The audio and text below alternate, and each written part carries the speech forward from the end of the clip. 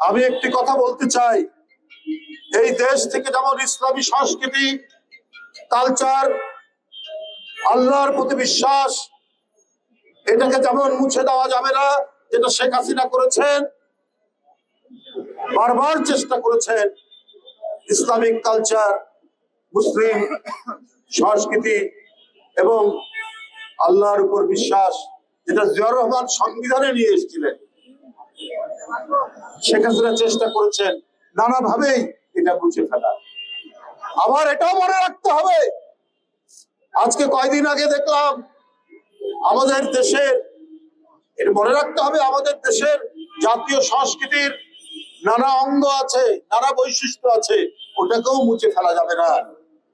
কেন চট্টগ্রামে বসন্ত বরণকে নিষিদ্ধ করা হয়েছে? কার নির্দেশে হয়েছে?